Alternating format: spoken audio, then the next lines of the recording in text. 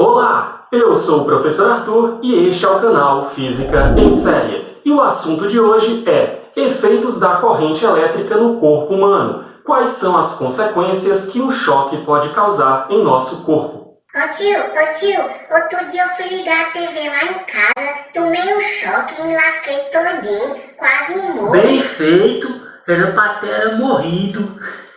Tuti, provavelmente você tocou na região metálica do cabo, ou sua mão estava molhada. Tanto o metal quanto a água, com sais minerais, são excelentes condutores de eletricidade. Mas antes de analisarmos como o nosso corpo reage ao sofrer um choque, é importante que saibamos o que é uma corrente elétrica e a diferença entre as grandezas, tensão, intensidade e resistência. Então, vamos lá! Toda matéria é formada por pequenas partículas, ao qual chamamos de átomos. Os átomos, por sua vez, são formados por cargas elétricas, os prótons e os elétrons. Os prótons ficam no núcleo atômico e mal se movimentam, enquanto que os elétrons podem se movimentar facilmente. Os metais são materiais que possuem uma grande quantidade de elétrons livres em sua composição e, por consequência disso, mover um elétron em um metal é mais fácil do que mover um elétron em outros materiais. E uma corrente elétrica nada mais é do que isso, o fluxo de elétrons em um condutor, que geralmente é um fio metálico. Vejam, aqui podemos analisar um circuito elétrico bem simples, formado por uma lâmpada, fiações metálicas e uma bateria. Esse fluxo de elétrons no condutor é o que chamamos de corrente elétrica. A força que faz com que os elétrons se movimentem vem da diferença de potencial entre os dois polos da bateria, ao qual chamamos de tensão elétrica, e que comumente é chamada de voltagem. Sua unidade é o volt. Quanto maior for a voltagem, maior a força que faz com que os elétrons se movimentem, e por consequência disso, mais rápido será o fluxo de elétrons. E é justamente a velocidade desse fluxo de elétrons que irá indicar os valores referentes a uma outra grandeza, a intensidade elétrica, e que é calculada em amperes. Reparem que, quanto maior for a voltagem, maior será a intensidade e, por consequência, maior será o brilho da lâmpada. O contrário também irá acontecer. Quanto menor forem esses valores, menor será o brilho da lâmpada. Mas também temos uma grandeza que atrapalha a movimentação dos elétrons, a resistência elétrica, que dependerá das características do condutor, como o material que ele é feito, sua espessura e o seu comprimento. Sua unidade é o ohm, representada pela letra grega ômega. A borracha possui uma resistência bem elevada e, por isso, é considerada um material isolante ou mau condutor. Já os metais possuem uma resistência bem baixa, facilitando o fluxo de elétrons em sua estrutura. Por isso, são considerados bons condutores.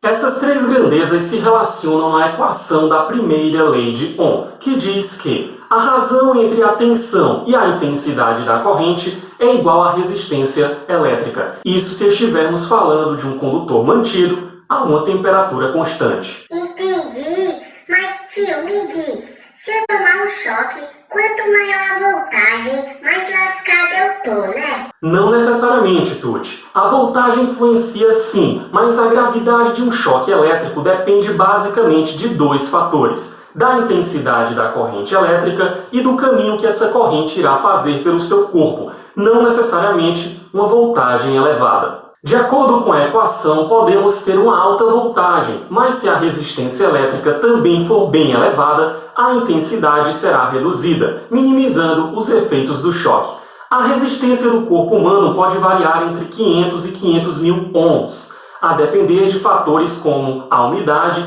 ou a espessura da pele. E os efeitos que uma corrente elétrica pode provocar em nosso corpo variam de acordo com a intensidade da corrente. Veja, uma corrente elétrica de 1 mA é o limiar da sensação. Acima disso já conseguimos sentir a sensação de choque, mas ainda muito fraco. Acima de 10 mA já temos uma sensação bem desagradável. Entre 30 e 100 mA, certamente a pessoa terá bastante dificuldade de respirar. E acima de 100 mA, os efeitos já são mais severos e uma pessoa pode até mesmo morrer. Vamos para um exemplo. Tuti. Ai, Você deve saber que aqui em Fortaleza a tensão é de 220 volts. Vamos supor que a resistência elétrica dos seus dedos é de 10.000 ohms. Se aplicarmos na equação da primeira lei de Ohm, obteremos a intensidade de 22 mA.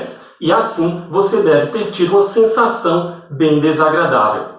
Outro fator que deve ser levado em consideração é o caminho que a corrente elétrica irá percorrer pelo seu corpo. Se ela se concentrar em partes de menor letalidade, menos mal. Mas se ela passar, por exemplo, pelo coração, a pessoa pode ter uma parada cardíaca. O uso de calçado isolante pode minimizar os efeitos do choque, visto que ele impedirá que você esteja em contato direto com o solo. Caso esteja descalço, é bem provável que a corrente elétrica percorra toda a extensão do seu corpo, até descarregar os elétrons no solo, aumentando o perigo, pois poderá atingir algum órgão. Pois é, galera, eletricidade não é brincadeira. Se você for ligar algum aparelho elétrico na tomada, verifique se a sua mão ou o cabo não estão molhados, segure na região isolante e esteja calçado. Curtiu essas dicas? Deixe o seu like e para acompanhar nossas videoaulas, se inscreva no canal.